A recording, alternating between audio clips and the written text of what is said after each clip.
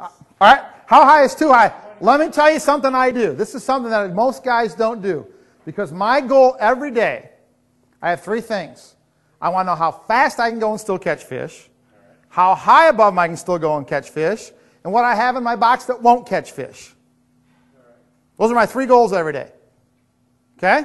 So if I start catching fish 2, 4, 5 feet, let's say 2, 4, 6 feet above those fish, my next lure goes out 8 feet above. They're still hitting it. Boom. 10 feet above. They're still hitting it. Boom. 12, they stop. Okay. I can go 10 feet. Because here's what happens. Think about this. Okay? Think about this. The most active fish in the school are going to hit first, correct? They're going to be the first ones to come out of the school and hit a bait. Why do you want to take the most active fish out of the school to hit a bait 2 feet above the school? They move up, they hit, what do? Turn right back into school. 3 or 4 fish, oh, there goes Tom, there goes Charlie. I'm biting. Why not get those aggressive fish out of the school 8, 10, 12 feet away? Yeah. Then you come back over that pod and shrink down a little bit, now you're catching the next group of active fish. Then those are done, you come down a little bit further, now you get the fish that aren't quite as aggressive, you come down to 1, 2, 3 feet, now you catch the fish that really didn't want to bite, you're done. Now you've weeded 15, 20, 25, 30 fish out of a pod as opposed to 5. Always seeing how high you can go, always seeing how fast you can go. Fish will tell you no, that's okay. No is a great answer when you're fishing. You're one step closer to the right yes. No is a great answer. But if you can't get a no and understand what the no is, if you just drive around helter-skelter with a bunch of stuff out behind the boat. Are we okay with that? Okay? Fishing is fishing. I don't care what you're fishing for. Let's talk about another huge misconception. Fish arches. Hardly ever happen. Okay? Reason is this. If you look at the way fish arches have to occur, what has to happen for a fish arch to happen, you'll understand why you don't see too many, especially in shallow water. If you go back to high school geometry, do they have that down south, Greg? Geometry? Okay. Small. A little bit. How much is a fur piece? Okay, so in this picture here, this black triangle, this is our cone of sound. This is our transducer cone. If we take a line and draw it right down the middle of the transducer, and then draw a horizontal line over to our fish. Let's say that fish is 20 feet below the surface of the water. Okay, he's 20 feet below the surface of the water. If you remember high school geometry, there's a theorem that says from our transducer to this point is further than the distance from our transducer to this point. Even though both those points are 20 feet deep. Uh-oh. Remember, sonar doesn't measure depth, it measures distance. So when that fish first hits the cone, even though he's 20 feet deep, he's further than 20 feet from the transducer. So the ping comes back and says, well, we got an object at 21.5 feet away, draw a mark. As that fish continues through the cone of sound, even though his depth never changes, his distance to the transducer decreases. As he goes out the other side, his depth never changes, his distance increases. There's your fish arch. Except for you guys that turn on your little fish ID, and we'll talk about you guys later. We'll take you all on the front of the rail and we'll push from the back. Okay? So that's how your sonar actually works. When a fish first hits the outside edge of the cone, he's further from the transducer than he is when he comes to the middle. That's how a fish arch happens. Okay? Let's make it a little tougher. Let's look down on our 6-foot circle in 18 feet of water. If that fish does not swim completely through the whole diameter of that cone, from one side to the other through the middle, you will not see a fish arch. Geometry says no. What are the chances? Put your transducer right in the middle of that table and ask yourself, what are the chances of a fish swimming from one side through the middle to the other side in 18 feet of water? You better say none. Doesn't happen. That's why you don't see fish arches, guys. It's got nothing to do with your unit being bad. It's got nothing to do with I don't like this kind or that kind. Zero. Has to do with the geometry. Okay? It has to do with the geometry. And here's another thing. As you increase the amount of pixels on your screen, the amount of pixels per inch goes up, right?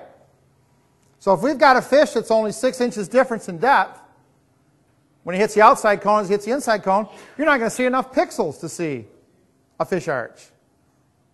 Now, if you've got a low quality unit, 100, 120, maybe up to 200 vertical pixels with a low pixel count, It may take one big pixel to show you that separation. You may start to see a little better definition. But with a better unit, the more pixels you have per inch of water depth, the less you're going to see that definition to make a fish arch. The less. Don't look for fish arches, guys. Okay? Now, this happens. I don't care what kind of sonar unit you have. I don't care what's going on. It doesn't matter. I'm going to show you that chart that shows you how many pixels you're looking at. Sorry. Sometimes you catch big fish on the Detroit River, too. This is my second muskie. This is the one that really got me fired up. That's a very nice fish. Okay? I wish I would have had my measure. We laid him on the floor of the boat, measured it real quick on the floor. We got just a touch over 49 inches. Was that caught on a ziggy? No, it was not. It was actually called on a walleye 101 thump jig and a 4-inch worm and a little stinger hook. So you guys are fishing way too big of baits. That big crab, get rid of that stuff. And I think your line's scaring them away too, because it only takes 6-pound test. Actually, that fish right there is the one that made me a muskie guy, because that fish was really pissed off. That fish did not want to come in.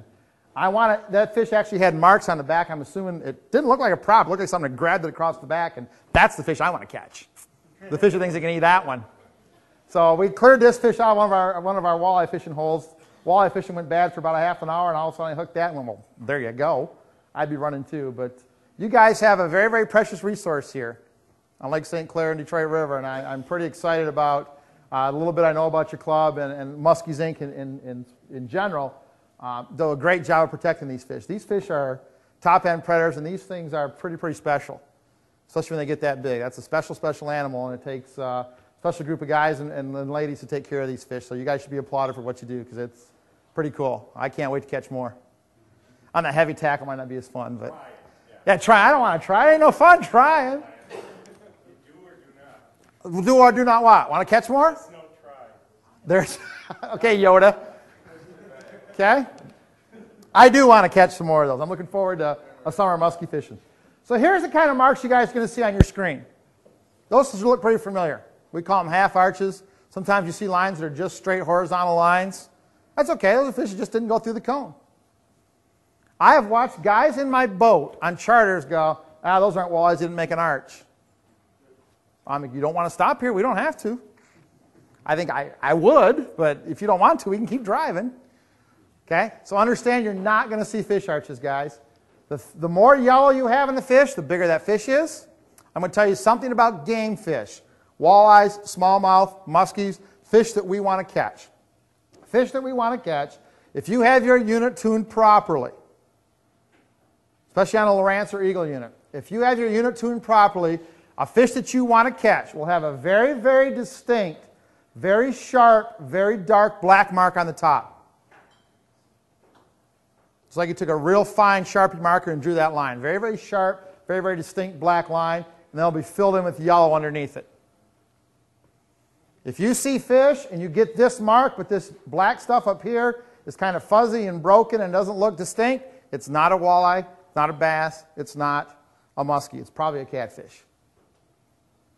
So pay attention not only to the yellow inside your mark, pay attention to the black mark on top. Thick, distinct, not broken, solid black lines are game fish. Okay? Anybody see my little friend right here? There's a little perch right here. These are bait fish over on the side. Okay? I got everything I need right here. This is a perfect picture of I'm going to catch a limit. I got 2 walleyes, 6-7 feet out the bottom, grouped together. So they're doing what? They're feeding. Okay, they're in 27 feet of water, 9-foot circle. They got a lot of friends. Trust me. And look where they're at. Deeper water here, shallow water here. They've moved up to the top edge of a drop-off. When fish do that, what are they doing? There you go. If you can't catch them there, I would take up golf.